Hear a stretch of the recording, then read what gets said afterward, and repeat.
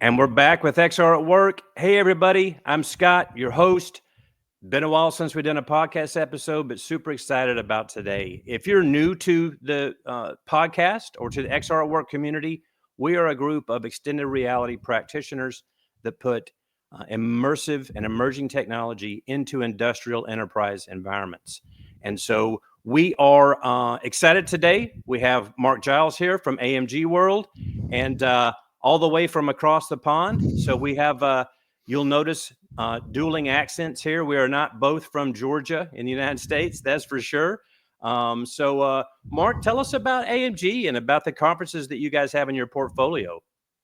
Yeah, absolutely. Well, firstly, thank you very much for the invite. Great to be here and looking forward to the conversation. So, AMG World, we're a global conference business. We operate out of the UK. We've been running for about 7 years now, predominantly focused on technology conferences. So, we currently have around 25 technology conferences each year. This is spread across numerous industry sectors from manufacturing, oil and gas, automotive, pharmaceutical, construction, cybersecurity, food and beverage, amongst others. And they operate really, I would say, predominantly in the US, but we also have events taking place in London and Canada as well. So various cities across the globe, from Houston, where the oil and gas hub is, Detroit, where we look after automotive manufacturing, London, various events, San Diego, Boston, Austin, Chicago, Calgary, Toronto. And all of these sit within Industry 4.0 and emerging technology remit. Now, I've been to your shows in the past. I mean, I spoke at the food and beverage conference in Chicago a couple of times, and it's I know why I like your shows, but I mean, tell us what makes them unique. Why AMG World conferences over some other ones? Yeah, it's a great question, and certainly something that we pride ourselves in. We don't want to be the same as everybody else. We try and do things differently. I mean, first of all, our events typically they're one-day conferences, so we do understand. It's not just the cost of people attending conferences. It's the time. It's a time to be out of the office. You know, 2-3 days can be very challenging for a lot of people, especially the level of person that we're aiming our conferences at, which is typically quite high level. So we tend to run our conferences as one-day events. Now, what that does mean is that we need to make it exciting for people. So to do that, we have to cram it full of content. So that's always our aim, is to cram it full of really useful bits of content for people. But it's also very much about the collaborative working style. And I think that's what we do differently. We understand that everybody learns in slightly different ways. And, unfortunately, you can't please all the people all the time. So what you can do is create something that's going to be suitable for different people. So there's something for everybody. So if we look at the types of events that we've got, really it's around the innovation in the format. So as I mentioned before, it's a combination of different learning styles, and the format links very much towards that. So to maybe give a little bit of a breakdown and how our typical day usually operates. So we have the opportunity for various networking breaks, the registration, the morning breaks, the lunchtime, the networking drinks, which are a big part of our events as well. But usually what we do is open up our conferences with keynote presentations. So we understand that people want to learn. They want to learn what other organizations are doing, and they need to benchmark. So in order to do that, they really need to hear high-level keynotes, case study presentations, things that have actually happened where people have successfully implemented technology and it's actually driven a good return on investment for them. And not just that, but how they went about it. What were the problems that they faced? How did they overcome those challenges? So really looking at it from the start with a keynote presentation that sets things at a very high level, looking at it from a helicopter view to set the scene for the rest of the day. The other elements of the conference are around the technology demonstrations. So this is something that is quite unique to our business. And what we like to do is provide an opportunity for our sponsors and solution providers to showcase what they're doing and how they're solving problems. Ultimately, people are attending these conferences because they've got a problem to solve. So the technology conferences, why would we not have people that are talking about the products and solutions that they actually provide and how they're fixing things? Now, the challenge is that often you'll have, you may have a 30-40 minute presentation from a vendor where they will just deliver a great deal of content. What people are looking for, from what we found certainly, is the products themselves. What is it? What does it do? How does it work for them? Seeing those sort of tangible demonstrations, if you like, actually seeing a walkthrough of the product. Yeah. So we tend to create a technology demonstration stream where we pull everybody from the main conference room, we allocate them to a starting station, and then the audience is split into four. And then each sponsor will then, or exhibitor will then have the opportunity to talk through in 8 minutes. So they have an 8-minute pitch. Once the 8 minutes is up, we rotate and we move them on to the next. Now, the reason why we do this is because it's very quick fire delivery. So what it does is it enables the sponsor to give a very quick message in terms of who they are and what they do, what their product is, and just give enough information and insights for people to want more and come back, which is obviously what they will do.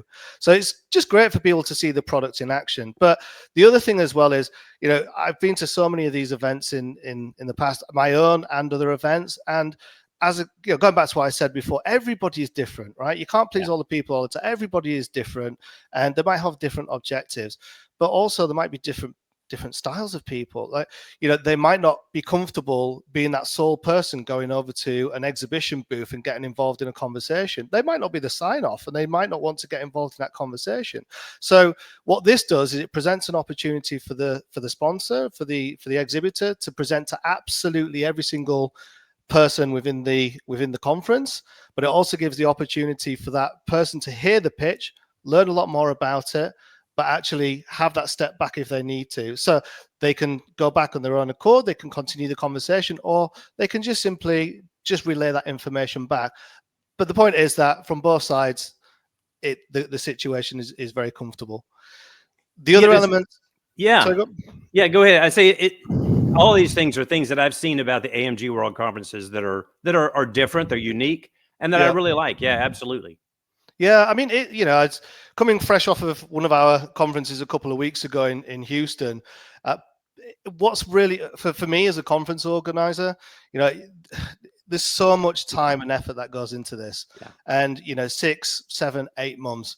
What's really, really great to see is when somebody just pulls you aside out of nowhere, they just shake your hand and say, wow, that is great. That is something different. We've never seen that operate that way before, and they really enjoy the experience. So, it's always encouraging to get that sort of feedback. But when I talk to other extended reality practitioners or people that have been to a lot of conferences, been to your conferences, we all say the same thing, Mark, right? Smaller shows, right? More intimate, high level, high performing individuals, high ranking, as it were, in their companies, very engaging conversations. The roundtable format, right? These roundtables are much more engaging and collaborative, and there's some real conversations happening there. It's not just you nodding off, listening to a speaker for an hour and a half. And I think the way, like you said, Mark, the way you do the exhibits with everyone in a group, and you rotate through, and everyone talks to, or hears from every exhibitor. I think that is something that's certainly unique, and it's not overwhelming, and it's not high pressure, and I really like it. You guys do a great job. And I think you hit the nail on the head there. It's not high pressure. Right. People that want to go back. I mean, we provide ample opportunity for people to go back and have conversations if they want to. Yeah. And there's other formats and other elements within the conference that allows people to do that. So you mentioned about the collaboration side of things, and from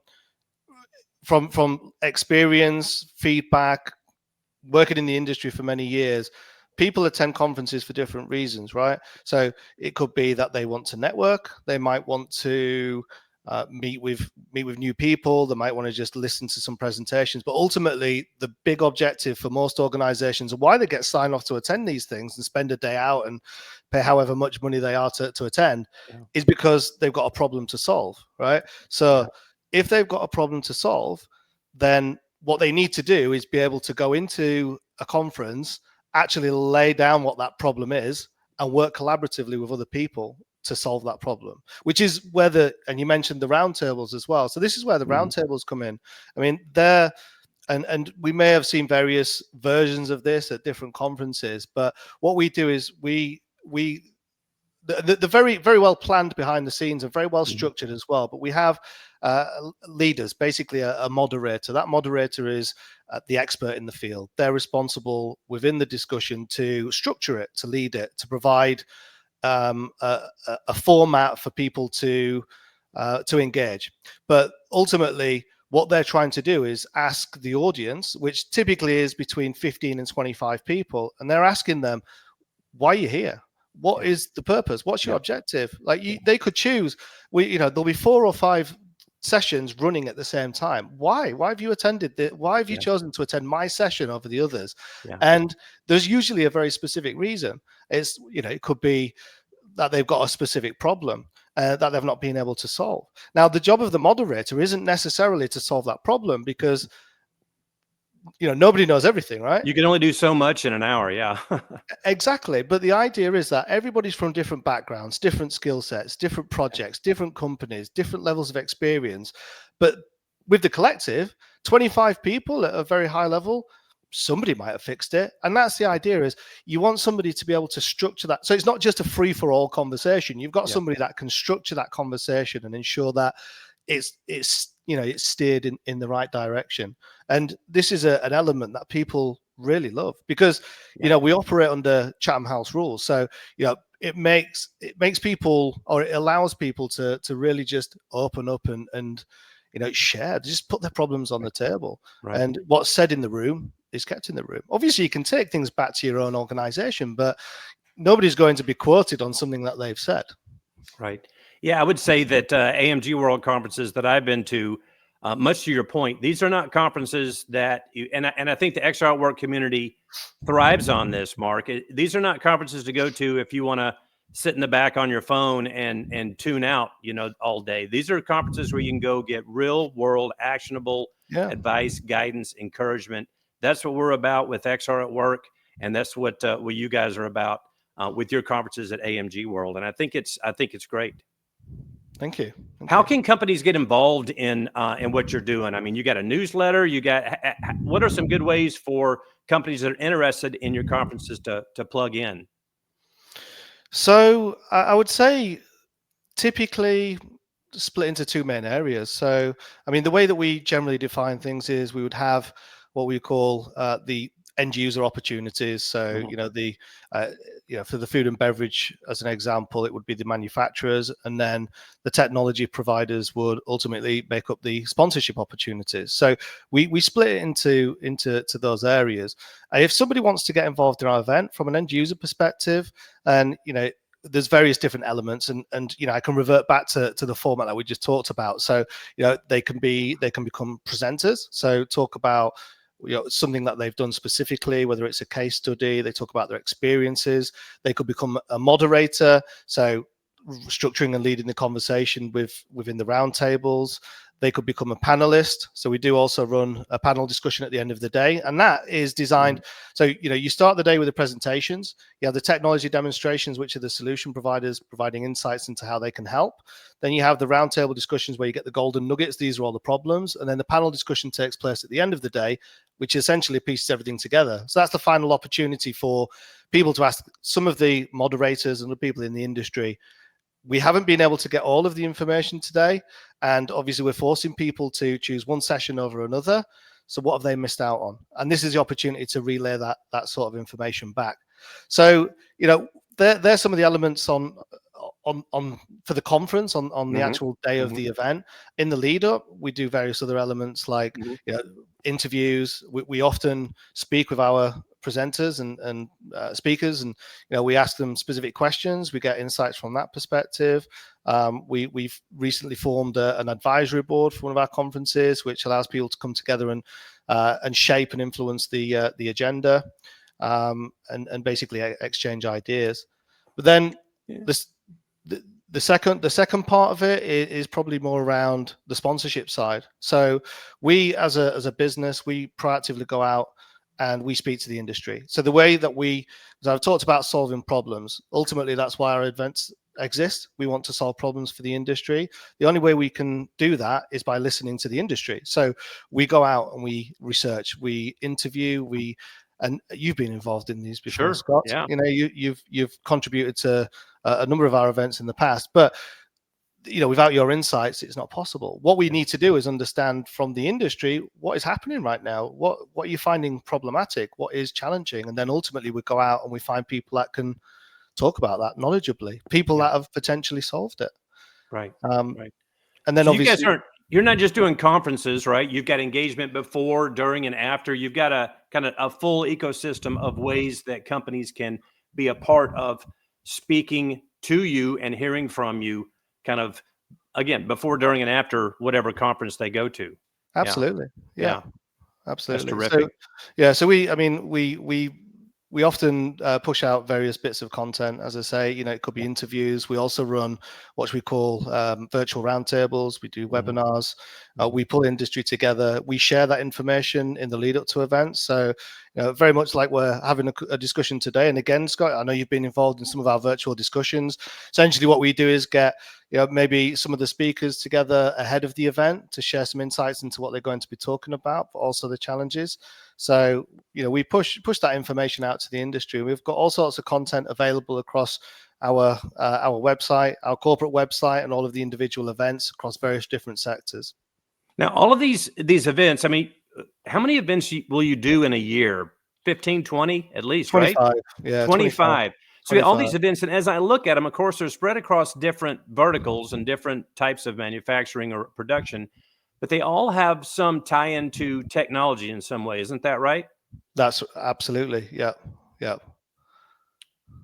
I think that's interesting. So the event that I'll be at in Chicago, the Smart Manufacturing Food and Beverage Conference.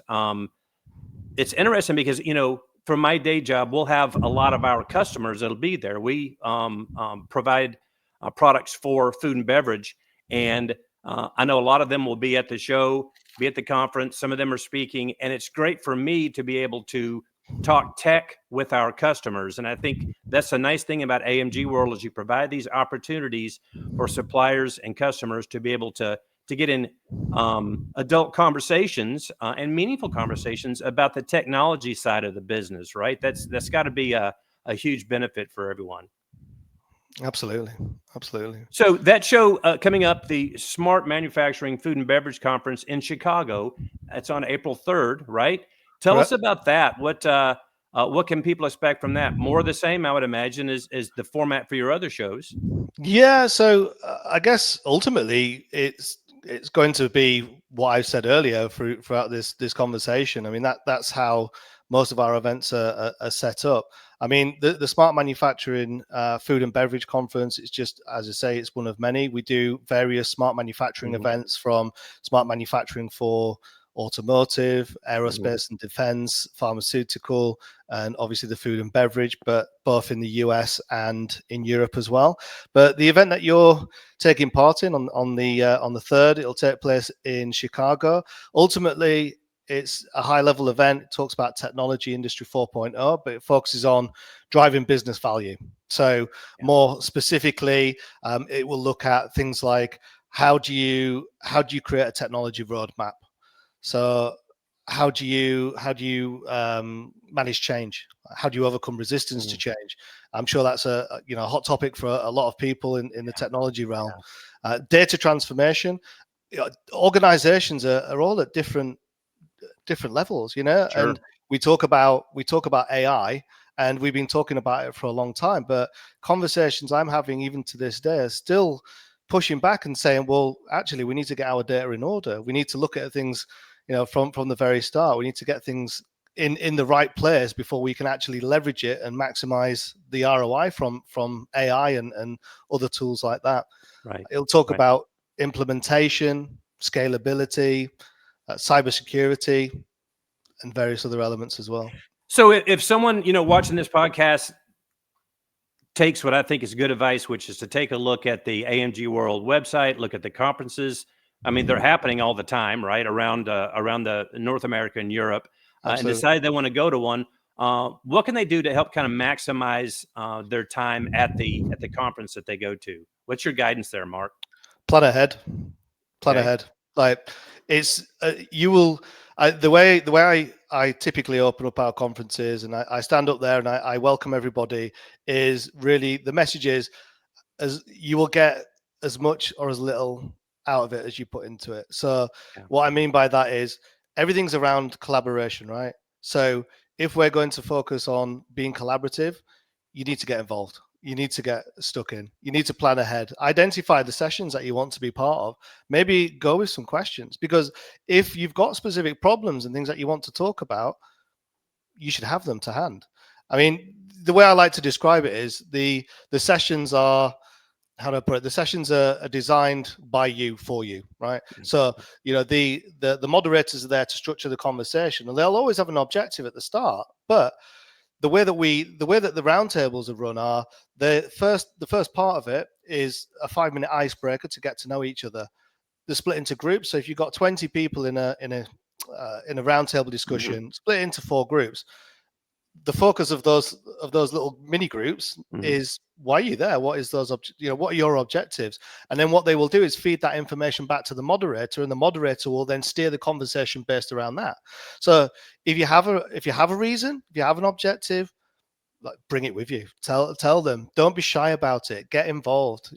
Be open, be honest. Again, operates under Chatham House rules. So if you've got an issue, you have to be honest about these things because you will come away just hearing about other people's problems and how they're going to be solved by other people rather than something that's going to directly benefit you. Man, I feel like I'm doing this, facilitating this roundtable discussion in Chicago at your conference there. I feel like I just got a good pep talk by from the OG, man. So that's great. I hope you don't come to my roundtable because I'm not so sure I can live up to the standard you're setting there. But I think it's great. Everything you're talking about, these roundtable sessions, they're just great opportunities. And get plugged in, right? Like you said, be prepared, bring something to the table, engage, get caffeinated, put your phone in your pocket, pay attention. This is a great opportunity. And I think to your earlier point, all the time and money that we all spend to go to a conference, a day can cost us thousands of dollars in travel and time.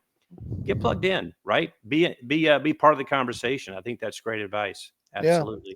Yeah. And equally for the for you and the other moderators and people involved, it's not. I always say it's not just about you coming along and moderating a discussion. There's a lot for you to get out of it as well, and you'll obviously be sat on both sides of the fence. So you'll be moderating and leading a conversation, but you'll also join in the other discussions as well. And that's what we encourage is people to contribute.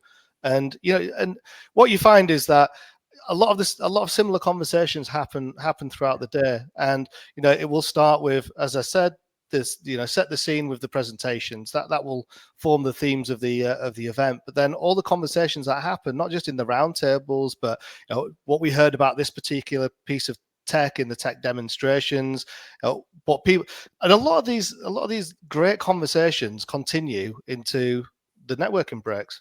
People, like you said, people love a coffee, especially at our events. They need to keep caffeinated. So, there's a lot of great conversations that happen over there.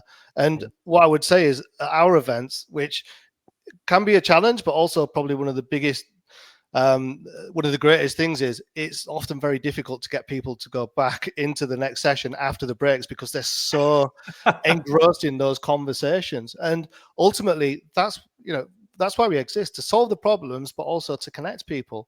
I remember poor Emily banging that chime, walking around, trying to round everyone in the next sessions because, the conversations are happening and we get so caught up in it coming out of one session. You don't want to go into the next one because you're having these great conversations. I think it's a nice problem to have, but a problem nonetheless for a conference organizer, I would imagine. Yeah. Yeah. I mean, I'll take it. I'm happy with it. If people, if that's going to be the most difficult thing for our events is trying to get people to go back to a session because they're so engaged in conversation about the topic. Yeah. It's still a success for us. Well, Mark, it sounds like your organization and the XR at Work community, we have a lot in common. We're trying to bring real world, actionable insights, guidance, encouragement, solutioning to end users, to practitioners, right? People that work in these different industries. And so I think it's a great partnership. I'm glad that we're working together. Me too. Hopefully, the XR at Work community will show up and come out and be a part of, like they are in AMG World conferences. Absolutely. And I'm hoping that we can find some new friends to add into the XR at Work community. What are you most excited about for this year coming up? You got a lot of shows, but I mean, anything you want to highlight? Yeah, I mean, where to start? I mean, there's so many good things coming up. I mean, Aerospace has got to be exciting, right? yeah. So I mentioned that we've recently pulled together an advisory board. So Oh yeah. with that for that particular event. So yeah, I mean, absolutely, that's certainly an exciting space for us. We've just had our first conversation with the advisory board yesterday to set the scene and just create a structure for how things will move forward. But ultimately, they're industry experts that will help influence and shape the agenda. So for us as a business, and for our events, we want to see it growing. We want to see new people coming in. We want to increase sponsorship and the attendance rates, but we don't want to dilute the quality of the content. We need to make sure that it's current. So the best way to do that, as I mentioned before, is speaking to people in the industry. So we've got these people together who have kindly given up their time to help us shape it. So I mean, that's one of the exciting things that we're looking at. I mean, we've just recently run an event outside. So I mentioned various sectors.